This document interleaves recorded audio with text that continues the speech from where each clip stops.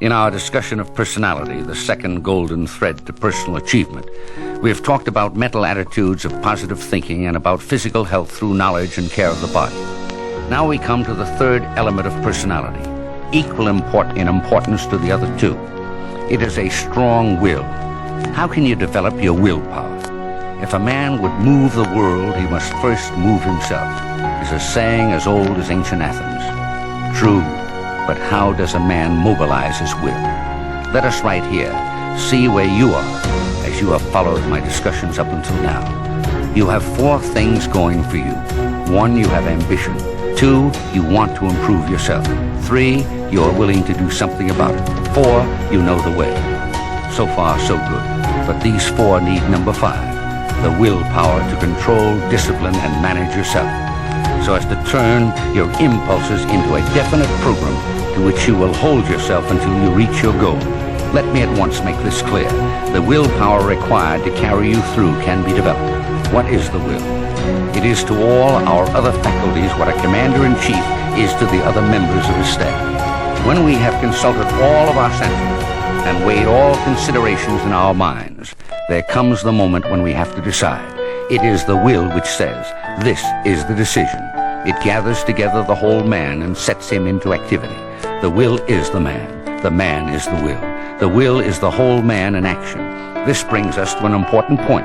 You cannot look anywhere except inside yourself for the will to shape your life the way you want it to be. Nobody outside can do it for you. It is your will, and your will alone, which can make you. This leads me to a definition.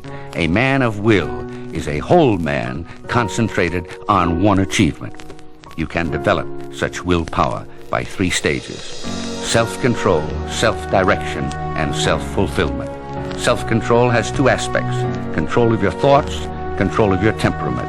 I begin with control of your thoughts because the deepest level at which you confront yourself is in your mind. You can control your thoughts because there is one tremendous psychological fact which comes to your help.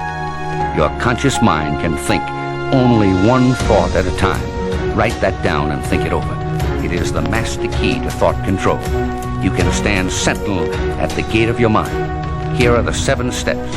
1, settle down to one piece of work, one project. 2, clear your mind of thoughts which do not apply to this one project. 3, concentrate on positive thoughts which constructively fit into this project. 4, as your mind warms up to its work, you will find it calling up new and deeper considerations and perceptions. 5, do this regularly, and you will develop the habit of concentration. 6, this in turn will materialize into positive plans of action. 7, these plans will crystallize into positive decisions, leading to constructive action.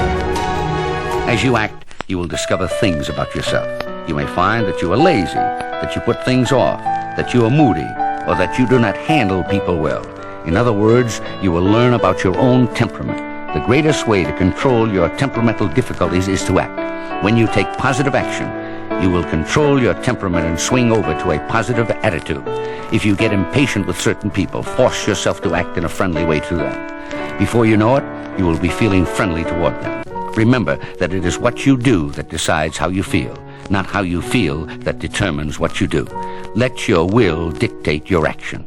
Thus you will master temperament. Self-control is the first step, but it is not enough all by itself. It needs to be channeled into self-direction. Self-direction has 2 aspects: concentration on one goal and persistent progress toward that goal. Note particularly that I said one goal. Just as you can think only one thought at a time, so you can move in only one direction at a time. Decide what your goal is and let everything else go. Single-mindedness in our kind of world is absolutely essential to achievement and recognition. With your single goal in mind, map the path to it and make sure that every day you make some progress toward it. Your will must issue every day the order of the day. Get each day's work done. Make each day add its mile to your progress. Concentration on one goal, definite advance toward that goal every day. These are the elements of self-direction. As you exercise the will through self-control and self-direction, you will develop the habits you desire, and so will move towards self-fulfillment, which is the greatest of satisfactions. These are the steps by which this comes about. First, by exercising the will, you strengthen the will. Thus you develop reliable character and achieve your true self.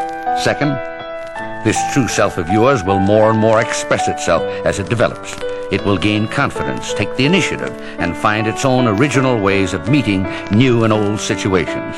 Third, it will maintain itself against the world.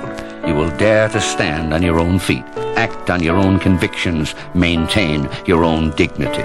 Fourth, you will work with the world, secure in yourself, and recognizing that you must come to terms with the reality of the world in which you live. You will learn how to balance your personal desires against the necessities of living, and thus win success and fulfill yourself at the same time.